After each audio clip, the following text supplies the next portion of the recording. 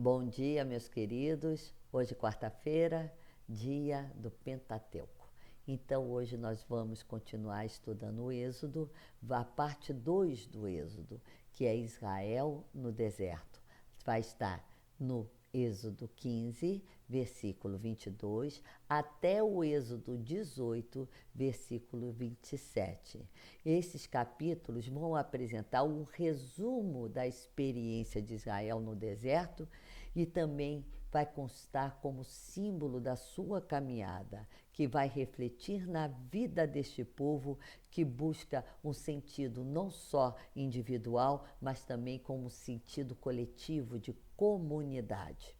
Lembra-nos Jesus, lá no livro de Lucas, que resultante decide tomar a estrada de Jerusalém, Lucas 9, versículo 51, que vai dizer que ele vai representar esse sentido da vida não individual, mas de uma vida comunitária, passando por sua paixão, por morte e sua ressurreição. Na literatura profética, a gente vai encontrar duas tradições diferentes desse período da história de Israel.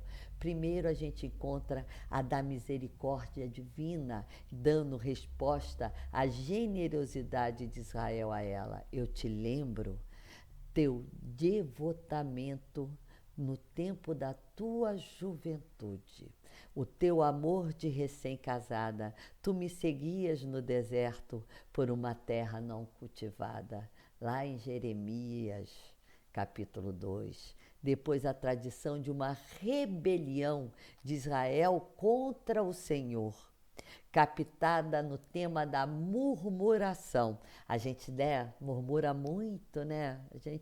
Nós somos seres murmurantes, estamos sempre reclamando, murmurando. Por mais que Deus nos dê, né? Nós temos sempre alguma coisinha para murmurar, para reclamar. O ser humano nunca está totalmente satisfeito. Então é esse tema que vai ser abordado, a murmuração, né?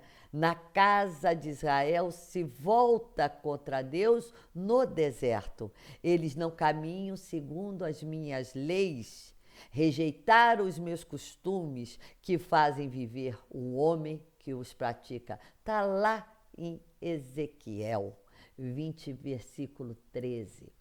Então, no capítulo 15, a gente vai ver já esses murmúrios. São as queixas em Mará. Assim que Moisés acaba de conduzir o povo do Mar dos Juncos pelo deserto de Shur até Elim, a obediência à vontade do Senhor expressa nos mandamentos, nos seus preceitos, vai evitar a morte, vai evitar a destruição, né? As doenças. Então, se eu obedeço à lei, se eu ando com o Senhor, eu tenho vida.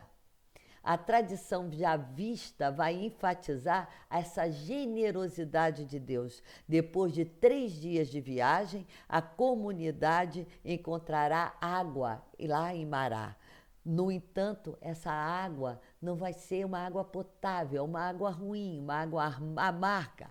O poço, né, lá junto ao poço, o povo vai fazer suas queixas, os murmúrios, né? E faz Moisés o quê? Clamar a Deus, e o Senhor põe à prova o seu povo. Lá junto com o capítulo 16, versículo de 1 até o capítulo 17, versículo 7, a gente encontra na passagem mostrando as feições femininas, maternais de Deus. Porque Deus, né, vai dar o que comer e o que beber esse povo. E essa era uma função feminina, era a função da mãe. Então é Deus também como mãe desse povo. Deus é guerreiro, Deus é libertador, mas Deus também é mãe. Deus supre a necessidade do seu povo, levando água boa e comida. Aí ele envia as cordonizes e o maná. Vamos entender um pouquinho o que é o maná, né? O maná é uma secreção que vai dar de 2 insetos que tem na tamargueira. Essa substância cai e com o anoitecer ela endurece, E os beduínos adoram ela porque ela parece um torrãozinho de açúcar, ela é docinha. Então Deus também manda as cordonizes, a carne, não é isso? Porque as aves vão migrar da Europa para a primavera e voltam no outono. Então elas passam na costa da península do Sinai. E com isso elas vão ser apanhadas pelo povo com facilidade. Então o povo vai ter o pão, vai ter a carne, tem água. Então Deus está suprindo esse povo queixoso, murmurento, de tantas coisas que eles necessitam. Mas mesmo assim, eles continuam a murmurar, né? A mão já vista vai desenvolver certas dimensões espirituais. Assim, o maná é suficiente, apesar de ser pouco, e qualquer quantidade que fosse guardada no dia seguinte era inutilizável, porque ela ficava cheia de verme. Então tinha que ser consumida naquele amanhecer. Existe um elo entre o maná e o sábado. No sexto dia se recolhe o dobro, porque no sábado eles não podem recolher o maná. Então eles vão recolher, né, no dia anterior o maná em dobro. Os que vão cair no sábado recolhe esse dia, seria uma profanação do sábado. Então, portanto, não pode ser recolhido o maná no sábado. A vista do exílio, né, a mão sacerdotal, né, essa mão que vai construir o Pentateuco, como nós já falamos lá na introdução, né, a mão redacional que fecha todo o Pentateuco, todos os 5 livros, é essa mão chamada sacerdotal, é a P, né?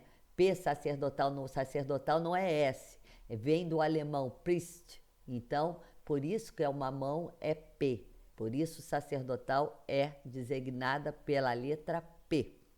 Introduziu o tema da murmuração, que vai expressar da forma até de desejo de morrer. Ah, quem me dera tivéssemos sido mortos pela mão do Senhor na terra do Egito, quando estávamos sentados junto ao fogo, com carne na panela e comíamos pão à vontade. Oh, povo mal agradecido, né? Às vezes nós também somos assim, nós temos tudo dentro de casa e estamos sempre querendo mais, sempre murmurando, sempre reclamando. Ao optar pela morte prematura no Egito, que o povo pede essa morte, os israelitas estão rejeitando o quê? A condução de Deus à terra prometida, a libertação. Então, muitas coisas que às vezes nós passamos na nossa vida é para nos libertar. Então, vamos reconhecer o que Deus faz na nossa vida diariamente. Aí começa, lá no capítulo 17, versículo de 1 a 7, a murmuração em Meribá, né? Aí vai novamente Deus com sua infinita misericórdia para com esse povo necessitado.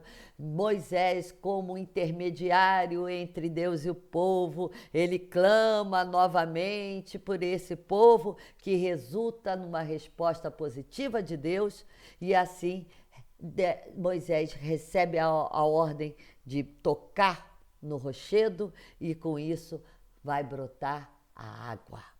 A rebeldia nesse relato, na verdade, não é a sede que é fundamental.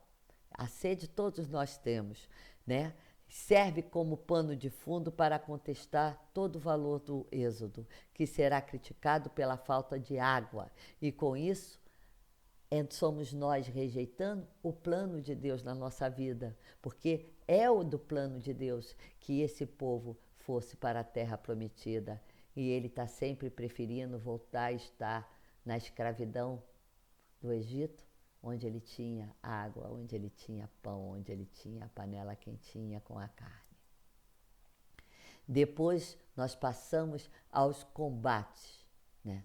Aí nós vamos ter o combate contra os amalequitas, que nós vemos nesse relato a grande proeza humana no meio da impressionante exibição do poder divino. É uma narrativa já vista, é uma narrativa com o propósito de edificar e refletir sobre a estatura heróica de Moisés.